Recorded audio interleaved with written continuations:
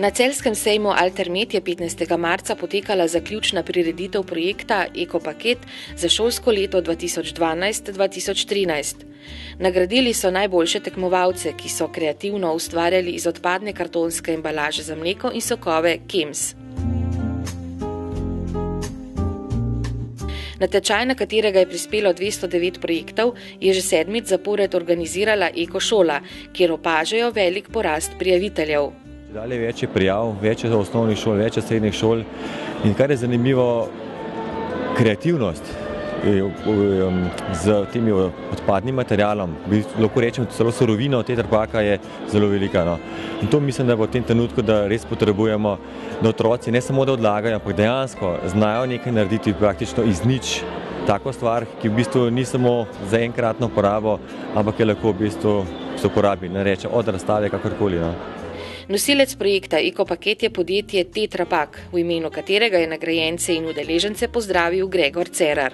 Iz leta v leto se vedno večje število otrok udeležuje tega projekta, ki je pravzaprav razdeljen v dva dela. Eno je recimo temu obvezni del, torej zbiranje odpadne kartonske embalaže za mleko in sokove po šolah in vrtcih, za kar dobijo šolarji oziroma otroci vsako leto vreče, v katerem zbirajo in potem pravilno seveda tudi odlagajo v rumene zabojnike. Drugi del je pa ustvarjalni del, neobvezni, kjer pa otroci ustvarjajo na različne teme iz odpadne tetrapak embalaže. In danes smo si lahko pogledali, da ima otroška domišljija, nima meja, praktično vsako leto dobimo nove in nove izdelke, ki so lepši in lepši. Tovrstni okoljevarstveni natečaji so zagotovo velik izziv tudi za odrasle.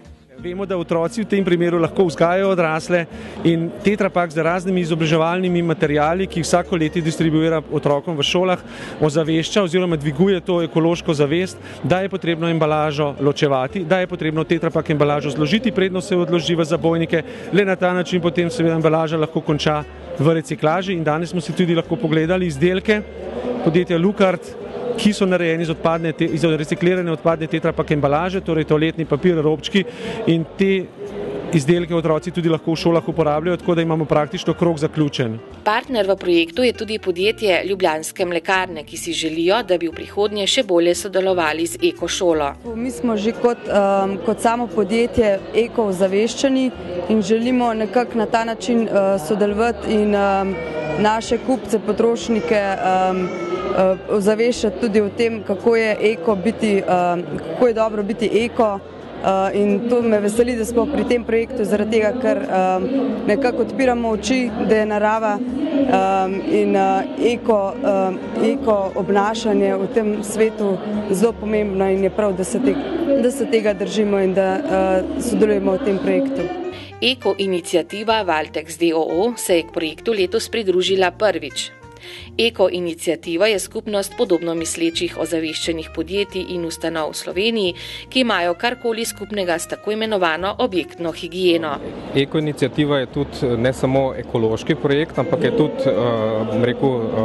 izobraževalni projekt, ker skozi delovanje v slovenskem šolstvu, to se pravi v vrtcih, osnovnih šolah, srednjih šolah, pomaga izobraževati otroke o tem, kaj se da narediti iz recimo neke odpadne embalaže, kot je Tetra Pak, v našem primeru je to higienski papir. Se pravi, higienski papir izdelan iz odpadne Tetra Pak embalaže pijač. Direktor Valtexa je povedal še, da ravno otroci prenesejo na odrasle največ promocije in osveščanja glede ohranjanja okolja. Ja, glede na to, da so otroci naša prihodnost in da imajo močen vpliv na starše, otroci definitivno vplivajo tudi na svoje starše, prenašajo vrednote iz vrtcev pa iz šol svojim staršem in te vrednote se pač vgrajujejo tudi v njih, pomagajo, ne? Šolarji so svoje dejavnosti predstavljali na stojnicah, demonstracijskem odru in demonstracijski kuhinji. V letošnjem šolskem letu so mladi tekmovali v 4 starostnih skupinah: vrtci, 1., 2. triada in 3. triada osnovnih in srednjih šol. Za vsako starostno skupino pa je bila razpisana tudi tema in tehnika ustvarjanja. Mladi ustvarjalci zelo radi pomagajo pri osveščanju in recikliranju odpadne embalaže, še posebej, če so nagrajeni in to radi prenesejo na svoje vrstnike. Smo delali en plakat z tetrapakov. Začeli smo pa tako, da smo v šoli pri razredni uri izbirali ideje, pa potem smo zbrali najboljšo idejo. Pa po tej ideji smo začeli delati plakat.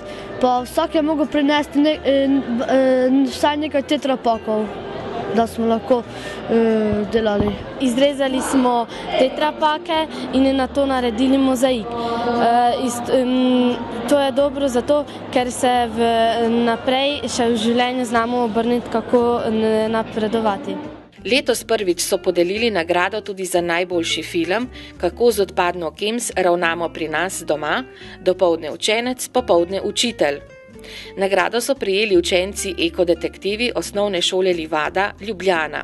Mentorice so na svoje otroke zelo ponosne. Nekateri želijo naslednje leto zapusta biti namreč ekopaketek, ker se jim to zdi tako.